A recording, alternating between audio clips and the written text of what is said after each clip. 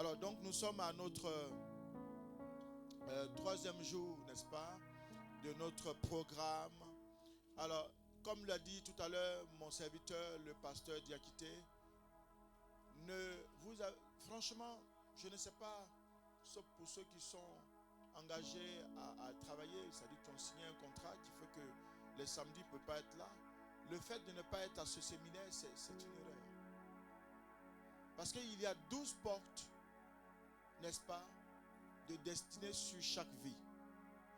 Mais si tu ne sais pas quelles sont les portes de destinée qui parlent en ta faveur ou en ta défaveur, comment tu sauras prier de sorte que tu puisses avoir une vie de bénédiction? Amen. La Bible dit que mon peuple périt par manque de connaissance. Vaut mieux que tu saches quelles sont les portes qui sont en ta faveur, que tu saches maintenant qui se lève contre toi. Est-ce que vous comprenez ce que je veux dire? Il y a 12 portes. 12 portes de destinée. Donc vous voyez que Dieu nous aime tellement qu'il a mis 12 types de bénédictions sur nos vies. Regardez bien, regardez un peu. Je vous donne un exemple.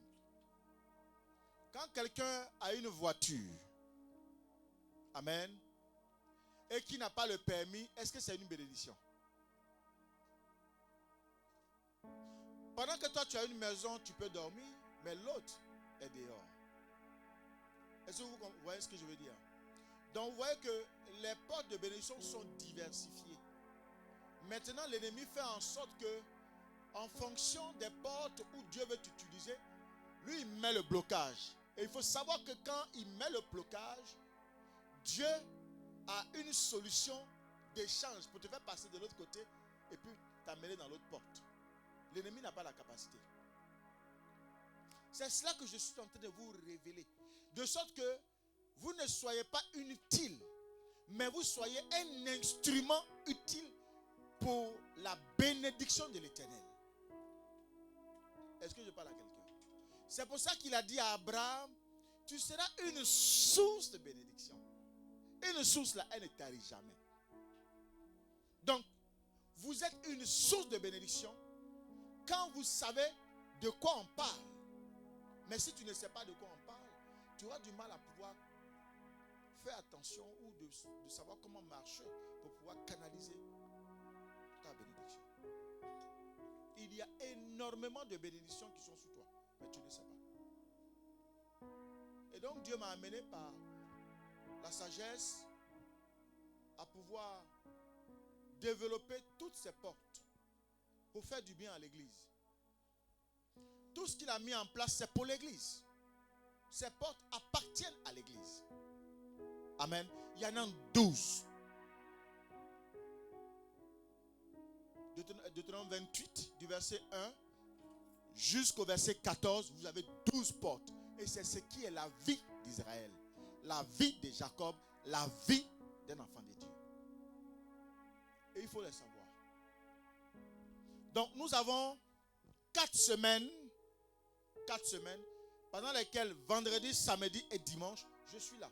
Même s'il y a une personne, moi je prêche, je bénis, je prie. Amen.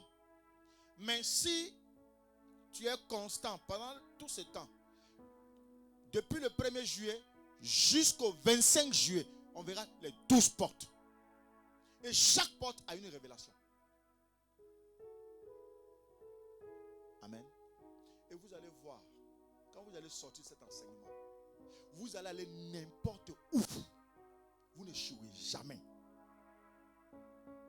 Parce que les portes là, les 12 portes de bénédiction, c'est afin que la terre, comme il a dit dans Deutéronome 28, la terre te soit donnée. Et que toutes les nations, tu sois la supériorité de toutes les nations. Mon fils, tu peux me relire juste ça, le verset 1.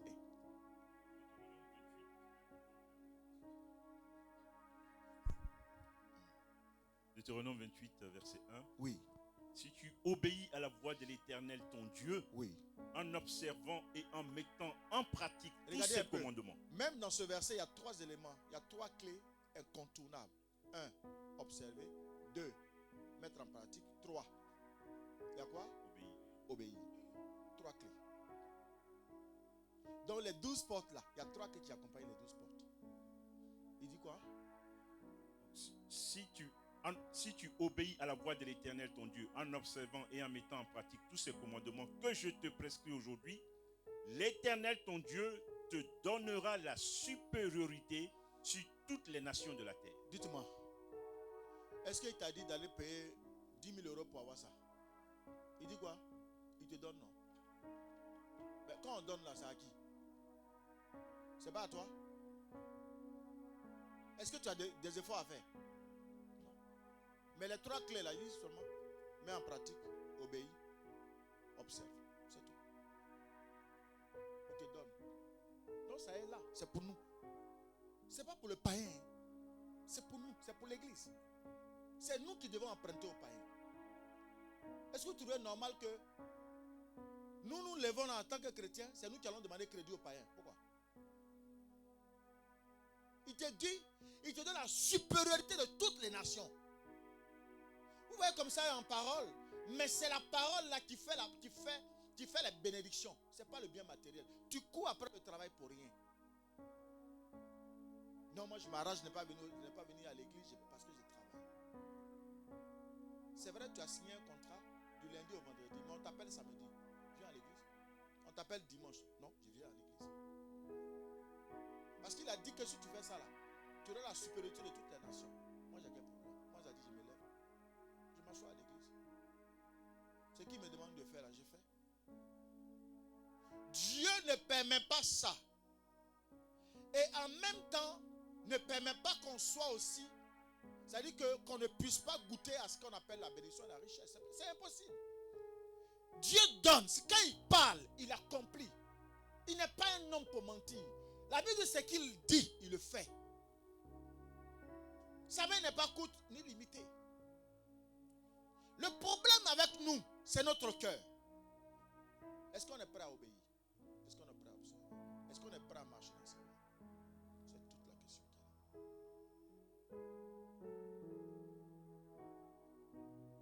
a. Amen. Il y a des personnes hier, ils étaient dans la boue. Mais quand ils ont rencontré Jésus, depuis qu'ils ont rencontré Jésus, la vie a commencé à changer. Vous n'avez pas compris ça? Il y a des gens qui étaient malades. On leur dit ta maladie n'a pas de solution à l'hôpital. Parce qu'on a fait toutes les analyses. On ne voit rien, mais tu souffres toujours. Dès qu'ils rencontrent Jésus, la maladie disparaît. Mais qu'est-ce qu'on ne comprend pas? Il y a des gens qui n'arrivaient même pas à se marier. La stabilité n'est même pas leur problème. Ils avaient des vies comme ça, à gauche, à droite. Ils partaient partout où ils voulaient. Dès qu'ils rencontrent le Seigneur, la vie change. Une stabilité s'assoit. Le mariage s'assoit. L'enfantement s'assoit. L'or et l'argent descend. Toi qui n'arrivais même pas à économiser 5 euros par jour, ou même 1 heure, tu arrives maintenant à avoir des économies. Tu n'arrives pas à comprendre. Qu'est-ce qu'on cherche? Tout à l'heure, le serviteur disait, Jacob et Esaü se sont battus. Pas pour le bien matériel de leur père Isaac. Isaac était immensément riche. Après Abraham, quand Abraham est mort, il a légué sa richesse à Isaac. Donc il y avait la richesse. Même quand Abraham vivait, Isaac avait la richesse. L'eau. Il est où Junior? L'eau. Alléluia. Écoutez-moi bien. Isaac est devenu riche à Guérar. Amen. C'est à Guérar que Isaac a pris sa richesse. Donc son père vivait, lui il était riche. Donc plus la richesse de son père, plus lui-même sa richesse, il avait une double augmentation. Alléluia. Donc il avait toute cette richesse, ils étaient là. Maintenant il doit partir. À qui il laisse la richesse? Les enfants ne se sont pas battus pour la richesse. Ils ne se sont pas battus pour la richesse de leur père. Non. Qui avait la révélation? C'est Esaü. Jacob n'avait pas la révélation. Amen. Écoutez-moi bien. Jacob a vendu ses droits d'aînesse parce que les droits d'aînesse étaient dans la richesse, l'héritage. Pardon. Esaü, pardon. Esaü a vendu ses droits d'aînesse à Jacob parce que ça dit qu'il savait que son frère, son petit frère, son problème là, c'était la richesse de son père. Puisque quand un père meurt, il donne la richesse au premier-né, qui est l'homme de la famille. Donc ce que Jacob visait, c'était la richesse. C'est pour ça qu'Ésaü n'a rien dit. Il dit d'accord, bon, tu veux la richesse? Ok, donne-moi. Il dit, vends-moi tes droits de naissance. Il dit d'accord, voici mes droits de naissance. Mais toi, n'est-ce pas? Non, pardon. Il dit, donne-moi tes lentilles que tu as, je vais manger. Il dit d'accord, il n'y a pas de problème. Tu as les lentilles, mais par contre, donne-moi tes droits de naissance. Jacob pensait qu'il avait pris l'héritage. Donc Ésaü n'a rien dit. Quand vous parcourez bien la Bible dit que c'est par ruse que Jacob a récupéré la richesse de Ésaü. Par ruse. N'eût été la ruse, impossible. Donc, Ésaü, lui, il voyait la bénédiction de la parole. Jacob voyait la bénédiction de quoi?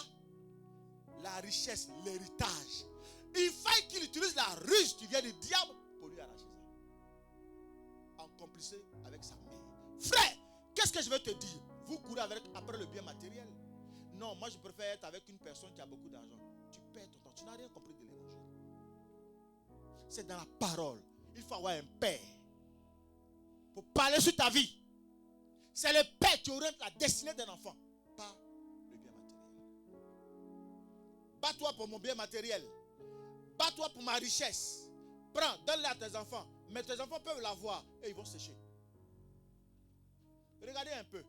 Quand par la ruse, puisqu'il avait une seule bénédiction qui était en lui, Jacob. Quand il a libéré la bénédiction, Isaac, il avait une seule bénédiction. Parce que quand à un moment donné, Ésaü s'est rendu compte qu'on l'avait floué, c'est-à-dire on l'avait usurpé, et c'est le nom d'abord de Jacob, c'est un usurpateur. Donc il était venu usurper encore les biens de son père, de son frère. Donc qu'est-ce qui s'est passé?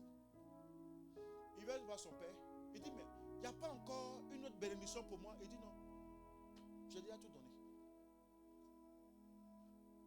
Frère, c'est pour cela que la parole est très importante. Amito, regarde-moi bien. C'est la parole que tu vas libérer sur tes enfants qui vont les faire. C'est cette parole-là qui fera la destinée de tes enfants. C'est pas ce que tu vas leur donner. Parce que ce que tu leur donnes, laisse-la. C'est du matériel. La Bible dit tout est vanité. Donc ça disparaîtra.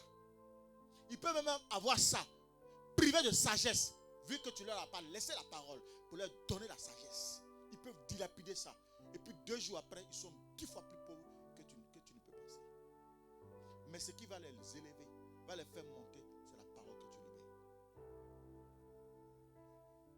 libères. Regardez bien, pour vous qui avez fait un peu l'Afrique, les sages ou bien les chefs de famille qui sont établis dans chaque famille avant de partir, ils disent j'attends telle personne, il faut qu'il vienne, je lui parle avant que je ne meure. C'est vrai ou c'est pas vrai? Et vous allez voir que parmi plusieurs femmes qu'il a, il va choisir un seul enfant. C'est un seul enfant qui fait la destinée d'une famille. En fonction de ce que le père a. En fonction de ce qu'il a donné. Et c'est cette parole qu'il a libérée sur l'enfant, c'est cette parole qui va faire la destinée de l'enfant. C'est ce que Dieu est en train de nous dire. Il est Dieu. C'est lui qui nous a fait. C'est lui qui a fait le monde. Il sait où il faut que tu sois pour être élevé. Amen. Hein? Mais il pose 3 clés. Est-ce que tu es prêt à observer? Tu es prêt à obéir? Est-ce que tu es prêt à mettre en pratique? Il dit si tu le fais, tu auras la supériorité de la terre. On cherche quoi? Donc ça veut dire qu'il n'y a aucune terre qui peut te refuser la bénédiction. Aucune. Elle est soumise à toi. Aucune terre. C'est pour ça qu'il dit partez où vous voulez. Mais il faut que vos pieds la foulent une terre. Demandez. Elle sera assujettie. Est-ce que je parle à l'église ce matin? Nous souffrons pour rien. C'est pour ça que à chaque fois que je parle de programme, je vous en prie, écoutez-moi, venez à l'église. Écoutez seulement ce que je vais vous dire. Dans chaque message que je vous prêche, il y a beaucoup d'informations. qui vous aide. Amen. Alléluia. Donc aujourd'hui, nous allons voir la clé numéro 3. C'est-à-dire la bénédiction qui est attachée à ta vie. Le thème de notre message, c'est posséder mon territoire. Vous savez comment Dieu m'a inspiré pour avoir ce message et que je travaille depuis un temps? Depuis plus d'un mois et demi que je suis en train de travailler ce message. Je pose la question à Dieu, mais Seigneur, les hommes disent que nous sommes libres maintenant. Je ne comprends pas une chose. Comment un homme, un chef d'État peut dire la nation de la France est libre de sortir, elle est libre de rentrer? Bon, quand on était enfermé là, qu'est-ce qui s'est passé? Amen. Quand toi, enfant de Dieu, on t'enferme, c'est qu'on libère le diable. Le diable est sur ton champ. Il est sur ton territoire. C'est pour ça qu'il y a eu des morts. C'est pour ça qu'il y a eu des licenciements. Vous avez compris maintenant la révélation? Quand toi, tu étais emprisonné, qu'est-ce qu'on faisait? On faisait quoi de ta destinée? On te volait ton territoire. On t'arrache. Parce qu'en prison, tu ne peux pas bouger, tu ne peux rien faire. Ton argent disparaissait. Ton travail disparaît. Tes enfants sont énervés parce qu'ils sont enfermés. Ils n'ont pas de liberté. Ils ne peuvent pas les prendre. Ils ne peuvent rien posséder. Tu ne peux même pas voyager. Pour voyager, on t'impose une condition. Et quand tu ne remplis pas la condition, tu ne peux pas voyager. Tu es en prison. Donc, qu'est-ce qui se passe? Beaucoup ont perdu leur travail. Beaucoup ont perdu leur foyer. Beaucoup ont perdu leur mari. Beaucoup ont perdu leurs femmes. Certains ont perdu leurs enfants. Et même, on disait même par moment que maintenant, les enfants ne passent pas par là. Mais même les enfants passent. Qu'est-ce qui s'est passé? Ils ont déchaîné le diable, la bête. Et quand ils ont déchaîné la bête a récupéré ce qui était meilleur, notre vigueur en nous. Et Dieu me dit, fais un programme par la maison. Maintenant qu'ils disent qu'on est libre, nous c'est des autorités, parce que toute autorité établie est établie par Dieu. On respecte. Maintenant on va leur montrer que Dieu, c'est à nous que Dieu a donné la terre. Est-ce que quelqu'un m'a compris maintenant? Ton travail, ton mariage, ton argent, ce n'est pas un homme qui va décider, c'est Dieu. C'est à toi qu'il a donné la supériorité de la terre et de toutes les nations. Donc ce que tu dis, c'est ce qui va te arriver. Est-ce que je parle à quelqu'un? Alléluia. Mon fils, on y va. Deutéronome 28, verset 5. Deutéronome 28, verset 5. Ta corbeille et ta huche seront bénies. Oui. Ta corbeille et ta huche seront bénies. Alors, il faut savoir que la corbeille est un récipient dans lequel les femmes mettent les aliments, n'est-ce pas? Les aliments. La corbeille, quand on va au marché, au champ, quand on va, par exemple, faire des courses, on met dans la corbeille. C'est pas ça? Ok. Et ensuite, la huche, c'est un instrument utilisé pour garder le pain. Regardez un peu les deux symboles. Le pain, c'est un aliment qui est très très riche. Amen. Dans le pain, il y a tous les ingrédients. Et regardez, quand tu n'as pas le pain dans ta maison, ça provoque quoi? Le pain est le symbole de la nourriture. La corbeille est le symbole de la nourriture aussi. Parce que quand tu sors pour aller au marché, c'est pour mettre la nourriture dedans. Quand il n'y a pas la nourriture dans ta maison, qu'est-ce qui va se passer? Tu es chef de famille, tu as des enfants. Même toi-même, vous n'avez pas à manger un jour, 2 jours, qu'est-ce qui va se passer? Ce n'est pas la famine. Et quand la famine va commencer à sévir, que va-t-il se passer? Chacun va se chercher parce que qui veut vivre la famille? Personne. Donc vous voyez que ce manque-là dans une famille apporte quoi? La pauvreté. Apporte beaucoup d'esprit malin. C'est ce que Dieu veut résoudre. Ce qui a fait que les gens se sont détachés de Dieu pour aller faire autre chose, c'est le manque. Abraham, même qui était le père de la foi, quand Dieu l'a appelé, il dit va. En partant, il s'est arrêté où? En Égypte. Mensonge. À cause de quoi? Nourriture. La Bible dit il y a eu famine. À cause de famine, il allait voir qui? Il allait voir Pharaon. Pharaon, il allait voir, il dit oh celle-là, t'inquiète pas. Hypocrite. Il dit non. C'est ma soeur. Fais ce que tu veux. Pourquoi? À cause de son ventre. À cause de la famille. C'est pas ça. Combien sommes-nous? Combien d'enfants de Dieu ont laissé la voix du Seigneur, la meilleure voix, parce qu'ils n'ont rien, parce qu'ils manquent. Même regardez en France ici quand nous arrivons. On fait des sauteries, sauter. Gricata, mensonge, pour un papier. On dit à quelqu'un qu'on l'aime, alors qu'on sait qu'on ne l'aime pas, on aime ses papiers. On dit à une femme, après toi c'est toi, je meurs pour toi, tu es hypocrite de la tête aux pieds. Hypocrite. Est-ce que vous pouvez imaginer comment les gens peuvent prendre leur temps? Ils prennent leur temps, tant qu'ils n'ont pas eu ce qu'ils veulent en toi. Ils prennent leur temps, tu ne vas jamais savoir qui ils sont réellement. Juste pour l'intérêt qu'ils ont avec toi. Comment récupérer ce qu'il faut récupérer. Et puis rassasier leur ventre. Hypocrisie partout. Bien aimé. Regardez la préoccupation de Dieu. Dieu ne veut pas que sa maison souffre, sa maison pleure. Donc il prévoit tout. Et dans les 12 clés là, 12 portes, vous allez voir, tout est prévu pour vous, pour l'église. Mais vous ne le savez pas. C'est pour ça que vous courez après les prophètes. Le prophète là, lui il connaît ça. Il garde ça pour lui. Il dit viens. Et puis il dit mon fils, on va prier. Donne-moi 1000 euros. Tu viens, tu donnes 1000 euros. Donne-moi 5000 euros, tu donnes. Ça il prie. Et puis tu prends ton argent. Un véritable homme de Dieu.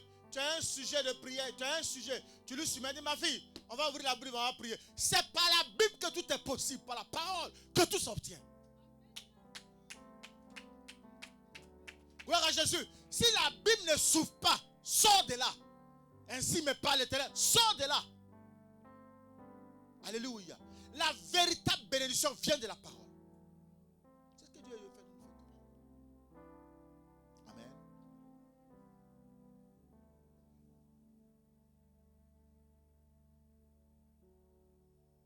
Le ventre vide. Le ventre vide, c'est un danger. Hein? Amen. Le ventre vide là, c'est un danger. Ventre vide. Tu n'as rien à manger. Arrête-toi. Regarde un peu. Le pourcentage des personnes qui sont devenues PD, c'est parce que le ventre est vide.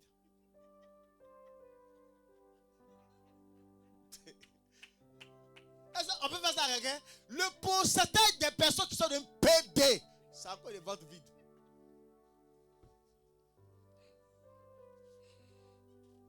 C'est-à-dire que tu as quelqu'un aujourd'hui, il était bien vaillant, bien portant, et puis un bon matin, il change. Sa démarche change. C'est à quoi il ventre vide. Il va manger.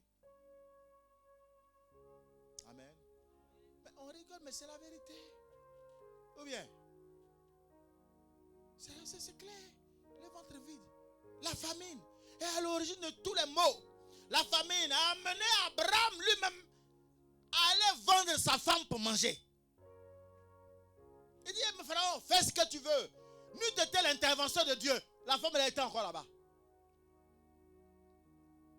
Abraham n'allait jamais avoir Isaac. Pharaon s'est bien occupé d'elle, bien propre. Et puis toi, garçon, tu es là, tu vends ta femme. Tu vas manger. Est-ce que vous savez qu'il y a des gens qui font arrangement avec leur femme?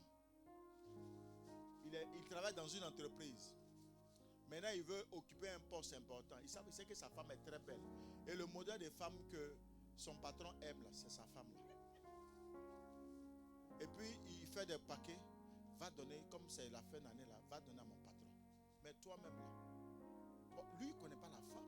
C'est toi, il connaît. C'est toi qui l'as signé contrat. C'est toi qui dois donner le paquet. Il envoie sa femme. À votre avis, c'est pourquoi?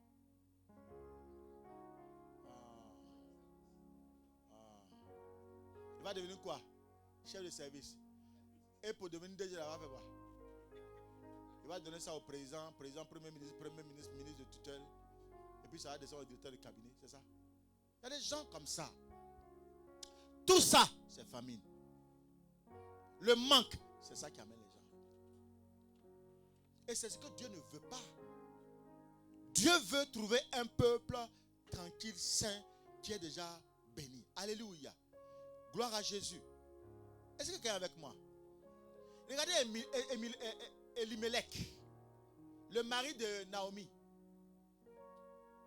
Il était riche. Mais dès qu'il a eu la famille, il dit, allez, venez, je vais vous mettre à l'abri là. Et puis il est parti où? Chez les Moab. Son enfant est mort. Ses 2 enfants morts. Lui-même mort. Famine. Il y a mort dedans. Gloire à Jésus. Est-ce que quelqu'un m'entend? La famille est à l'origine de l'endettement. Je suis endetté. Je suis endetté. La famille est à l'origine de l'endettement et de la pauvreté. Donc Dieu est venu régler de manière définitive non seulement la famille, la pauvreté et l'endettement dans la vie de quelqu'un. C'est pour ça qu'il a mis en place cette clé. Ta corbeille, tant qu'elle est remplie, même si tu n'as pas l'argent matériellement, mais tu manges et si tu n'es pas tranquille. Beaucoup même disent, moi mon frigo est rempli, mon congélateur est rempli. Il y a de quoi manger, mes enfants mangent. Que j'ai l'argent ou pas là, je m'en fous. Vous ne le dites pas ça, ça ne vous arrive pas. Mais le problème, quand il n'y en a pas à la maison comme ça, là il y a problème.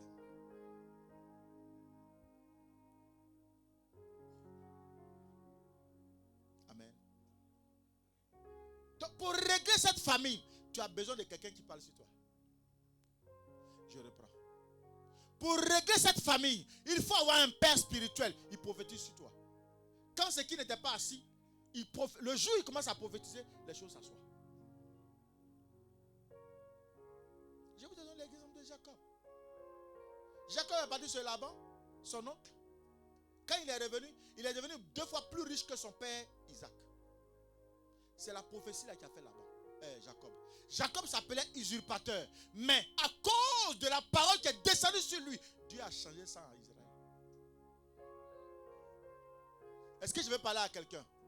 Est-ce que je vais parler à quelqu'un? Frère, bien-aimé, que ce soit ton père biologique, que ce soit ton père spirituel, il faut faire du bien à ton père. On va arriver là-dessus. Pas aujourd'hui, mais dans les jours à venir, je vous ferai l'enseignement de ça.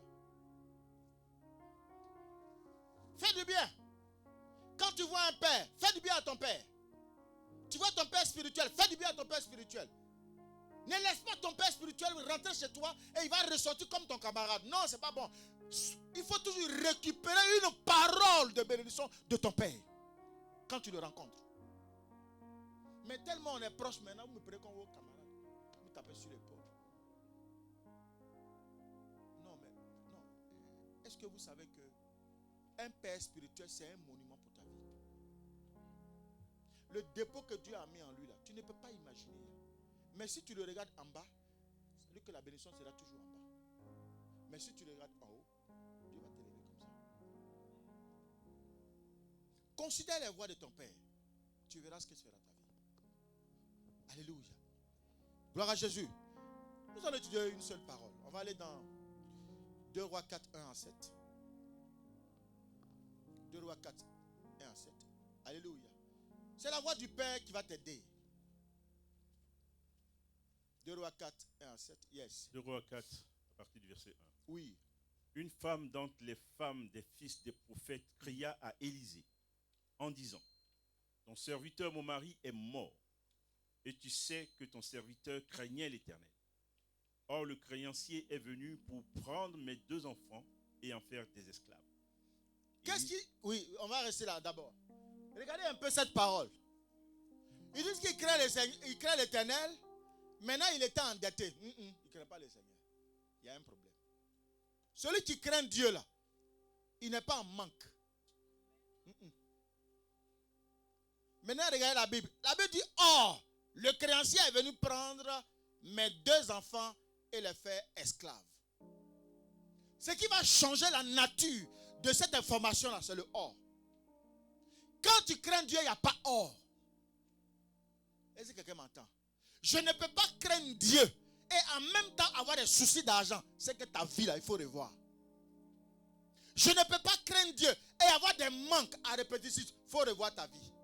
Il y a des choses qui ne vont pas dedans. Règle ça. Tu ne peux pas craindre Dieu et en même temps, on veut prendre tes enfants pour les mettre en esclavage. Même s'ils n'étaient pas morts, ces enfants seraient esclaves. Le décret est déjà signé. Ce n'est pas la mort là qui va changer les choses. Amen. Ce qui fait qu'ici que la Bible en parle, c'est la position de la veuve. Parce que Dieu est pour les veuves. Il est le père des veuves. Amen. C'est de ça que la Bible parle. Mais ici, là, le père n'a pas été un père responsable. Il y a trop de pères irresponsables. Tu ne sais même pas de quoi vivent tes enfants. Tu ne connais même pas l'identité de tes enfants. Tu ne peux même pas tu ne peux rien faire pour tes enfants. Mais regarde, voilà, c'est le or qui est là. Or, c'est ça. Tu as tout dilapidé. Comment un père, tu prends crédit ici, tu prends crédit ici, tu prends crédit ici, et puis on vient t'encaisser dans ta maison. Tu n'as pas honte. Et tu dis que tu crains Dieu. La Bible dit qu'on n'empruntera pas. C'est nous qui emprunterons au monde. Le monde ne nous empruntera pas. C'est pas ça. Mais pourquoi il y a or? C'est parce qu'il n'est pas un véritable serviteur. Gloire à Jésus. Il a laissé une dette à la famille. Il a laissé une dette aux enfants. Comme la mère ne peut pas payer, c'est les enfants qui vont prendre. Hein? C'est pas ça. Le droit de succession. C'est pas. Ben, c'est les enfants qui sont héritiers. Donc c'est les enfants qui sont esclaves. Les pères ont mangé des raisins, mais c'est les dents des enfants qui sont agacées. C'est pas ça. On est là, on ne cherche pas à connaître Dieu. On ne cherche pas à servir Dieu avec notre cœur, notre âme, notre esprit. Mais qu'est-ce qu'on fait? On fait des choses toujours. Ça te rattrape. Oh, tes enfants sont esclaves. À cause de cet endettement, regardez combien d'enfants sont devenus, combien de filles aujourd'hui sont tombées dans le piège de la prostitution à cause des actes de nos parents. On te libérer une bonne parole pour tes enfants, ça va les bénir. Toi tu laisses dette. Donc il a laissé quoi? Hier j'ai dit, il y a deux éléments. Dieu et puis il y a qui? Satan. Satan c'est égal malédiction. Dans malédiction, c'est le mot mal. Satan, c'est l'incarnation du mal. Maintenant, qu'est-ce qu'il fait? Lui, il dicte. Maintenant, quand il dicte à qui? Il dicte à une personne qui est auprès de toi. Va faire du mal à maman Nyeketi. Satan, personne ne peut voir Satan comme ça, de vrai. Faux. Celui qui a dit qu'il a dit ça, c'est un menteur. Tu ne peux pas voir Satan. Satan va s'incarner à une personne. Parce que lui, il a l'incarnation du mal. Maintenant, Satan ne va pas venir physiquement commencer à t'attaquer. Non. Satan va prendre quelqu'un qui est toujours auprès de toi pour barrer ton chemin. Maintenant, Dieu, en lui, il y a les vertus de gloire, vertus d'élévation, vertus de prospérité, vertus de mariage, tout ce que tu veux. Les bonnes choses, c'est Dieu. Dieu va prendre qui? Son serviteur pour parler sur ta vie.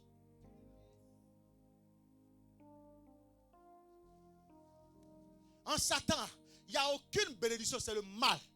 Satan ne bénit jamais. Faux.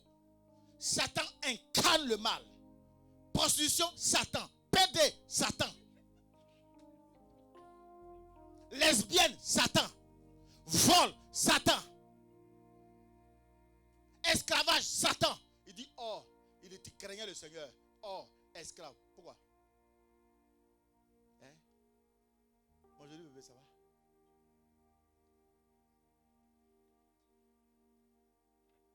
Gloire à Jésus. Regardez un peu comment beaucoup d'enfants de Dieu sont tombés dans ce piège à cause de la nourriture. Des gens ont vendu leur corps à cause de la nourriture.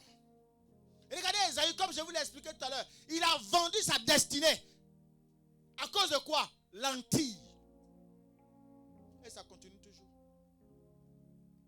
Ça continue. Continue un peu. Verset 2. Élisée lui dit: que puis-je faire pour toi? Dis-moi, qu'as-tu à la maison? Elle répondit: ta servante n'a rien du tout à la maison. J'ai un seul vase d'huile. Regardez le seul vase que ça va produire. Pourquoi tu te négliges? Pourquoi tu te négliges? Pourquoi tu ne prends pas au sérieux sur ce que tu fais? Le travail qu'on t'a donné là, pourquoi tu n'en prends pas au sérieux? Pourquoi tu ne prends pas au sérieux ce travail? De ce travail-là, Dieu dit, je te donne ce travail afin d'avoir un peu d'argent. Cet argent, je te donnais la connaissance, la sagesse pour développer d'autres activités au travers de ce travail. Mais tu ne fais même pas attention à ça. Tu ne prends pas ça au sérieux. Tu ne payes pas ta dîme. Tu ne glorifies pas Dieu.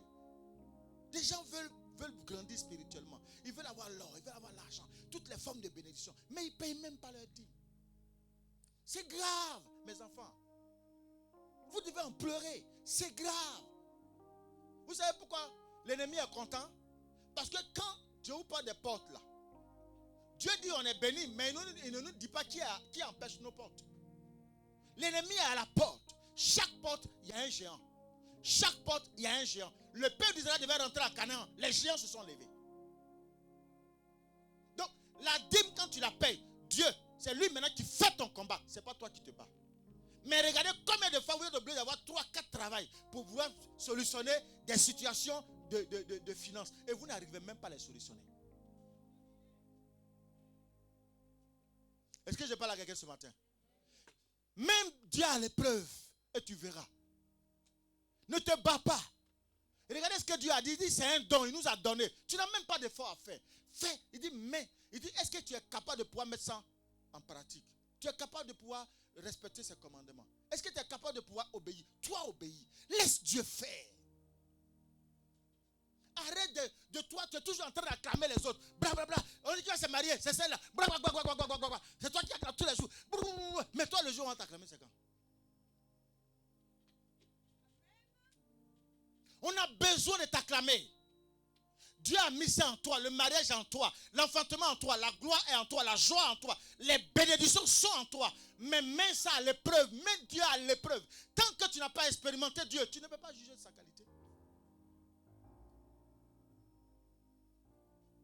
Alléluia. Est-ce que je parle à quelqu'un ce matin? Regardez, tu as quoi chez toi? Elle dit j'ai vase. Elle commence par j'ai rien et puis elle dit j'ai vase. Bon, ce n'est pas mon enseignement, il n'est pas d'entrer là. Mais le seul vase là, qui va changer la nature du vase? Qui va changer la nature du vase? C'est Élisée. Amen. Qu'est-ce que je veux dire à un enfant de Dieu? Qui parle sur ta vie? Si tu as plusieurs pasteurs qui parlent sur ta vie ne sera rien. Mets-toi sous une seule personne. Arrête de mettre ta vie ici. Tu mets ta tête là. Celui-là a dit ça là aujourd'hui. Demain, le lendemain, l'autre a dit le contraire de ce que l'autre a dit. Le lendemain, l'autre a dit le contraire de ce que tu as dit. Et puis tu avances seulement. Pasteur ici, prophète ici, tu es là. Tu te promènes. On ne sait pas où tu mets ta tête. Amen. Dis-moi, qui est ton Isaac? Je te dirai ce que tu deviendras.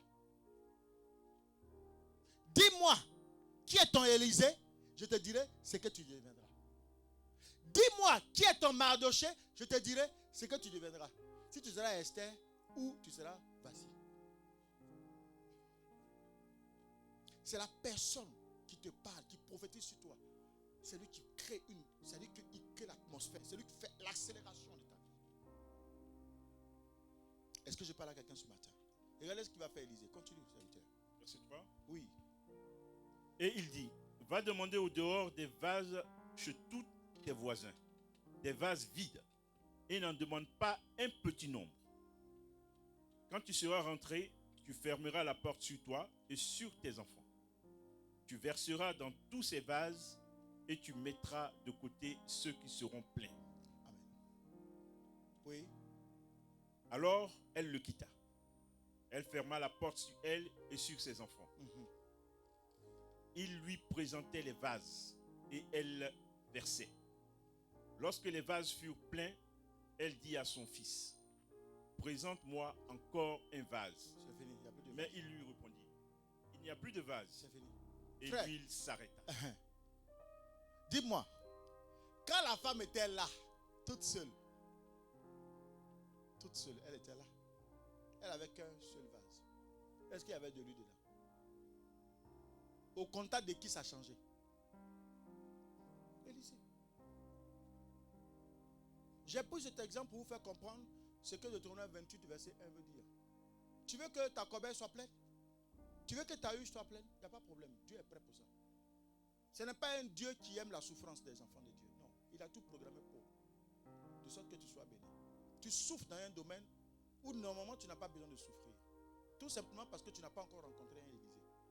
Qui est ton Élysée? Rencontre l'Élysée, tu verras d'un vase, tu vas voir plusieurs vases. La femme était pauvre. Elle n'avait rien. C'est ce qu'elle-même a dit, je n'ai rien. Elle était pauvre. Mais de pauvre qu'elle était, elle avait qu'un seul vase. Elle a réussi non seulement à multiplier le seul vase qu'elle avait. Et ensuite, elle a réussi même à avoir au-delà même de sa maison, à aller vendre pour donner aux gens qui en ont besoin. Pour gagner de l'argent. Pour rembourser le créancier. Bien-aimé, certainement tu as des créanciers dans ta vie. Certainement tu es endetté. Certainement tu es en train de t'étouffer pour rien. Mais tu n'es pas en train de chercher comment Dieu va faire, comment tu vas faire pour régler ce problème de manière définitive. Quand il n'y a pas à manger à la maison, ben à partir du moment en tant que père, tu ne peux pas donner à manger à ton enfant qui n'a pas demandé à venir au monde. L'enfant va aller se prostituer. L'enfant va aller vendre la drogue. L'enfant va aller faire ce qu'il veut. Mais ne lui demande pas d'où vient cet argent. Et tu vois qu'aujourd'hui, des enfants de 13-14 ans sont tôt émancipés. Moi, je n'ai jamais voulu que mes enfants quittent ma maison très tôt. Non. Parce que Dieu m'a donné la capacité d'avoir les moyens pour m'occuper d'eux. Amen. Frère, regardez. Je pose la question à ta vie aujourd'hui. Est-ce que cette même question que je pose, est-ce que tu te la poses un jour? Tous les jours quand on t'appelle, je n'ai rien, tu souffres. Mais qui est ton Élysée? Qui a parlé? Tu as rencontré qui t'amène la pauvreté? Le diable amène la sécheresse. Il amène l'échec. Il amène le vent. Dieu amène quoi? La richesse. La prospérité. L'abondance. C'est ce que Dieu amène. Tu veux que ta corbeille soit remplie? Tu veux que ta huile soit remplie toujours? Et que ça déborde pour aller donner aux autres? Cherche à t'asseoir. Assieds-toi un peu. Donne réellement ta vie à Jésus. Arrête de courir après des choses qui sont éphémères. Tu veux la gloire des hommes? Tu veux qu'on parle de toi? Tant que Dieu n'a pas incliné le cœur de quelqu'un, on ne parlera jamais de toi. Parce que si les hommes t'acclament aujourd'hui, c'est les mêmes hommes qui vont te descendre. Laisse Dieu te positionner. Sois un peu patient. Ne t'arrache pas ça et là. Recherche la voie de Dieu. Parce qu'il dit qu'il y a une supériorité de la terre qui est sur ta vie, mais tu ne sais pas. C'est une couronne. Est-ce que je parle à quelqu'un ce matin? Vous avez vu comment la veuve était? Pauvre. Elle est devenue riche. Parce qu'Élisée a prophétisé sur elle. Et la Bible dit que l'huile n'a pas manqué. Et elle-même, tellement elle en voulait encore. Est-ce qu'avant même tu voulais avant? Ta pauvreté te plaignait. Elle te plaisait du moins. Elle demande à son fils. Il y a encore vase là. Elle avait dit, mais c'est fini. On dit avoir vase. On d'aller chercher mon de vase. Quand tu es venu, tu viens avec 3-4 vases. Mais c'est 3-4 vases que tu as eu. Maintenant, il y a un vase encore? Non. Il y a des gens qui se plaisent dans leur position. La position de 1901, ils sont toujours dedans. Garde enfant, garde enfant, garde enfant, garde enfant, garde enfant. Sécurité, ça dit sécurité, sécurité, sécurité, sécurité. Le monde avance, ça change, ça avance. Tu ne cherches pas à changer. Tu ne cherches pas à évoluer. Tu es venu pauvre, tu as reparti pauvre. Tu as quel problème? Tu n'as même pas une pierre ici, ni une pierre de l'autre côté là-bas. Maintenant, le temps que tu as fini là, voilà, la retraite t'a rattrapé. La bonne vigueur que tu avais, tu l'as plus. Mais je suis venu annoncer à une personne ce matin qu'avec Dieu, il n'est jamais tard. Vaut mieux tard que jamais. Tu peux encore te reprendre. Tu peux encore rencontrer ton véritable Élysée. Expérimenter Dieu. De néant, Dieu peut te faire rebondir. Nous avons vu le cas d'Abraham et Sarah. Elle avait quel âge? Plus de 90 ans quand elle a eu Isaac. L'enfant de la promesse. Et à partir de là, sa vie a changé. Elle a même fait au départ, avant qu'elle ait Isaac, elle a ri dans son cœur. Quand les anges sont arrivés puis prophétisaient, elle se moquait. Arrête de te moquer. Le doute est trop rempli dans ton cœur. La fourberie est trop remplie dans ton cœur. Le mensonge est trop rempli dans ton cœur. Ça te retarde. Ça te condamne. Ça ne te fait pas avancer. Alors que Dieu a prédestiné une gloire, une élévation surnaturel pour ta vie. Mais toi, tu préfères rester toujours au même niveau. Sors un peu de là. Sors du mensonge. Sors de la fourberie. Sors du doute. Tu verras ce que Dieu va faire. Je n'ai rien, j'ai qu'un seul vase. Maintenant tu demandes d'envoyer ma vase encore. Pourquoi? Est-ce qu'avant tu voulais être riche? Amen. Ce que cette même veuve a fait, c'est ce que celle de Sarepta va faire la même chose. Amen. Elle va faire la même chose. Élisée lui demande de quoi à manger. Il dit non, je n'ai rien. C'est toujours je n'ai rien. T'as quel problème? Je n'ai rien. Je n'ai rien. Je n'ai rien, mais je n'ai qu'un peu de farine, un peu d'huile. C'est ce qu'on t'a demandé. On dit ce que tu veux faire, le gâteau que tu veux faire, donne-moi à manger. Le pain que tu veux faire, donne-moi à manger. Donne-moi à manger. Frère, il faut comprendre une chose. Avec Dieu, si tu ne plonges pas ton pain dans l'eau, ça ne va pas revenir vers toi. Donne, tu seras donné. Donne ton âme, donne ton cœur, donne toute ta vie. Donne-toi réellement à Dieu. Laissez les choses du monde à passer. Ça, le monde passera. Mais quand tu es malade là, et que tu as un souci pour te soigner, qui tu vas appeler qui? Il n'y aura personne. Hein. Les mêmes qui t'avaient acclamé hier vont venir dire, ah ben écoute, ta maladie là, on dirait que tu vas mourir. Hein. Parce qu'il y a longtemps on te guette. Mais toi tu n'as pas compris. Il y a longtemps ils sont sur ton dos. Maintenant quand ils viennent là, tous vous jouez le jeu de l'hypocrisie. Tu es hypocrite avec Dieu. Maintenant quand eux aussi te rencontrent, Dieu fait quoi? Dieu change leur cœur, eux aussi sont hypocrites avec toi. Donc le jour où tu as un problème là, il dit ah d'accord. Quand tu étais marié là, tu faisais malin non? Quand tu avais des enfants là, tu faisais malin non? Nous on n'avait rien. Tu avais papier, tu faisais malin. Voilà ton temps aujourd'hui là. Viens t'asseoir, Abi. Viens t'asseoir ici. Amen. Hein? Gloire à Jésus. Alléluia. Je veux dire à un enfant de Dieu ce matin, par ce message, que Dieu est prêt à te positionner. Il est prêt à te positionner. Ce qui me plaît chez Dieu, quand il dit quelque chose là, il le fait. C'est la partie là qui me plaît à Dieu. C'est pour ça que nous autres là, on a laissé notre jeunesse et puis on lui a donné. Moi j'ai rencontré Dieu tard. J'ai trop pleuré pour ça. J'aurais aimé le rencontrer plus tôt. Peut-être qu'il était très loin. Mais je sais qu'il n'est pas tard. Il va faire. Il va faire encore davantage. Ce que je suis en train de vivre, tu peux vivre ça. J'ai parlé de mes filles ce matin, j'ai dit moi là, c'était Zouglou avant. Moi c'est polo, jean, basket. Je ne suis pas dans le costume. Je suis trop propre là. Non. C'était avant si ce n'est pas curly, c'est pinch. Oh, vous n'avez pas connu. Non, vous n'avez pas connu la bonne époque. Vous n'avez pas connu la bonne époque. Oui, jusqu'au mariage, j'étais dans curly encore. En 2011, je me suis marié avec Curly. Qui a connu Curly? Ah non.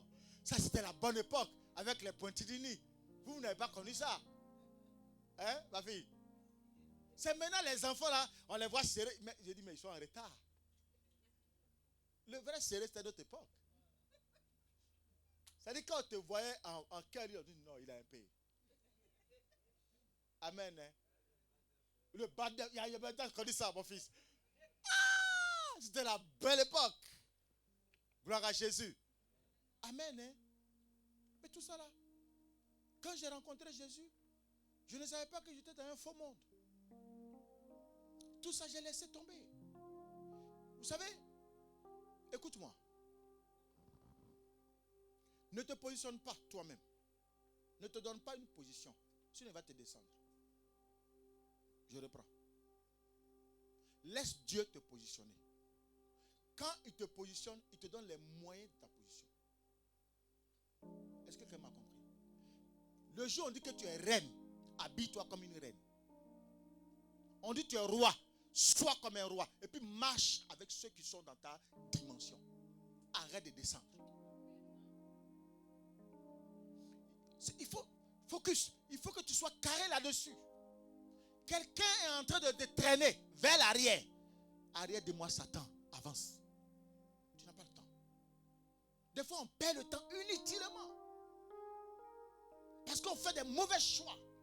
Et ça nous rattrape. Est-ce que je parle à quelqu'un? Tu as des projets d'avenir. Tu veux te réaliser. Tu veux te marier. Mais il y a quelqu'un qui vient dire non, mariage, là, mais tu as vu, comment la personne m'a fait. Moi, j'ai décidé de ne pas me marier. Aujourd'hui, celui qui vient, il prend. Il me donne 50 €, c'est bon. Sors, chasse la personne. Toi, sois sur ton projet de mariage. Est-ce que je parle à quelqu'un? Tu es avec une personne. Tout ce qui sort de sa bouche là, c'est négatif, négatif, négatif, néant, néant, néant. Quitte la personne. Elle va t'empoisonner. Il y a des gens, ça dit que c'est eux qui ont problème du lundi au lundi. Il faut quitter ce genre de personnes. Ils ne vont rien t'apporter.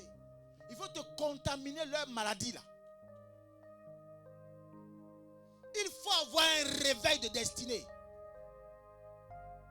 Il faut avoir un réveil de destinée. Sois une femme de destinée. Un homme de destinée. Un homme de gloire. Un homme de hauteur. Dieu a dit, vous ne serez jamais en bas. Vous serez toujours où? En haut. Pourquoi tu veux descendre? Quand tu te lèves le matin, prophétise sur ta propre vie. S'il y a personne pour prophétiser, viens. Prophétise sur ta propre vie. Tu dis, moi je suis un homme ou une femme de destinée. Je suis toujours en haut. Je ne serai jamais en bas. Est-ce que je parle à quelqu'un? Arrête de descendre. Arrête de te considérer comme tu es un moins que rien. Non. Prends-toi au sérieux. Donne-toi de la considération. Donne-toi de la considération. Et n'attends pas qu'un homme vienne te la donner. Non. Parce que c'est que un homme t'a donné par la droite, il va te la répondre par la gauche.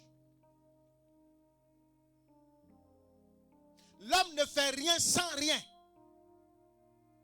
Amen. Mes enfants, mes jeunes gens là.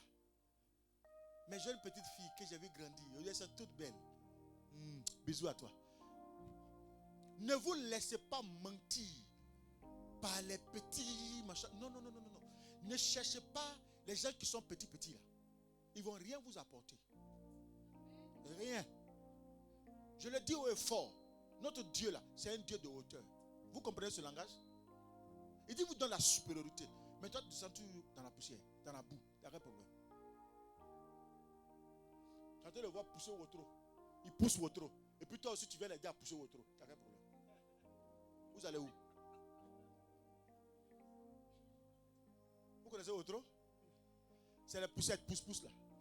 Où on met les barrages là. Tu le vois en train de pousser ça? Non, non, je l'aime. Je l'aime. Et puis tu viens. Toi, femme de destinée, homme de destinée. Autre, pourquoi? Tu laisses ton Dieu.